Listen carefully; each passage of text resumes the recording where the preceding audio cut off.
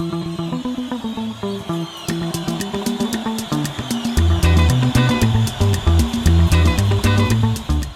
naked short selling? There's been a myth in the marketplace for 10, 15 years that there's a crime going on that's very difficult to understand. It's arcane. You have to know a lot of jargon to even understand it.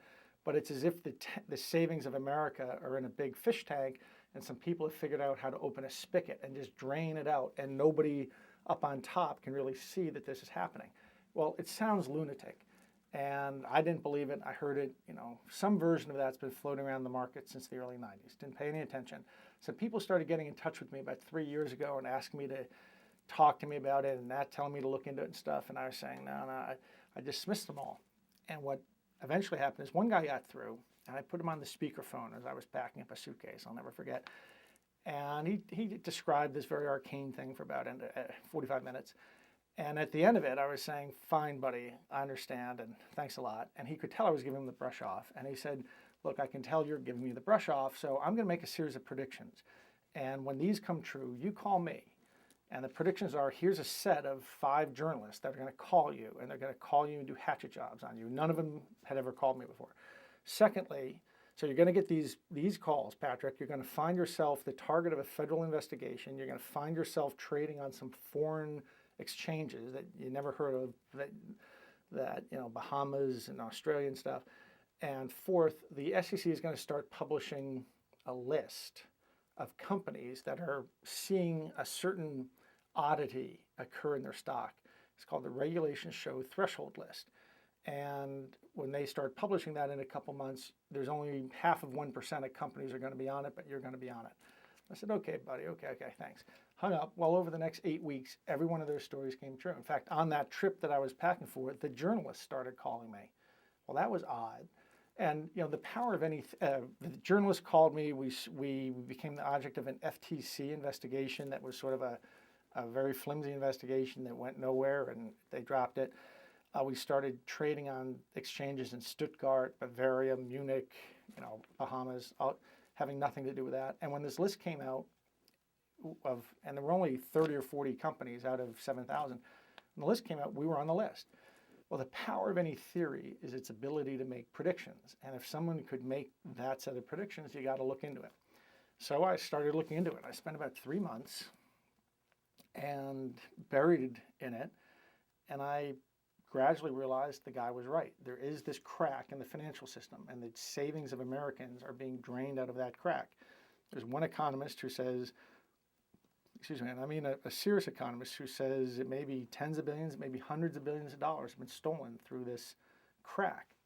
Now, what is the crack? A normal stock trade is you're buying stock from me, you give me money, and I'll give you stock. That's called settlement. Believe it or not, there's a loophole that exists in the system. And when the time comes for me to give you the stock that you bought from me, I can give you just an IOU basically for some stock. Now, you or I couldn't do this, but big hedge funds and prime brokers have ways of doing this. And all they're really giving is an IOU. And you never know that. You get your brokerage statement from Merrill Lynch or Morgan Stanley, and it says you got the stock. Well, no stock ever came. All you got was an IOU. It happens only about 1 or 2% of the time. And the loophole was probably created for some good reasons, that you want, if somebody signs the wrong piece of paper or somebody's dog eats their certificate, you want them to be able to say, you don't want the system to freeze. But what seems to have happened is some hedge funds have figured out how to manipulate this loophole and inject hundreds of millions or even billions of these, what are in fact fake shares, into the market.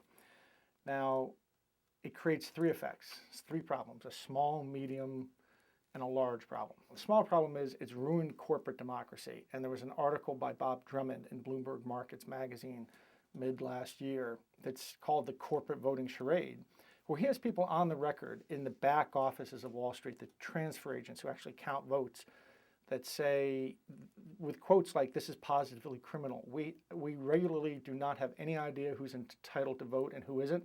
We regularly get 2 to 3 times as many votes as there are shares." Now, as crazy as all that sounds, the New York Stock Exchange did a study on 341 elections, found overvoting in all 341. Why this is a problem is after WorldCom and Enron and such, the American government solution was to these corporate scandals of the early 2000, 2001, 2002, was to tighten up corporate governance. Well, corporate governance, meaning boards of directors, that's based on corporate elections, which is built demonstrably on quicksand. The whole system is broken, and you can look this article up, and it's even, the SEC just 2 Tuesdays ago came out and basically said fixing this problem is going to be our work in 2008. The head of market regulation, Eric Suri, said that. So that's the small problem. Everything I just described is the small problem. It's a complete hoax. Corporate democracy is now a hoax because of this overvoting problem. If you have all these fake shares in the system and people voting the fake shares and they all come in, there aren't really, believe it or not, there aren't even any rules on which votes get thrown out and which don't. So that whole system is a charade, and that's the smallest of the 3 problems. The mid-size problem is you can destroy companies using this technique.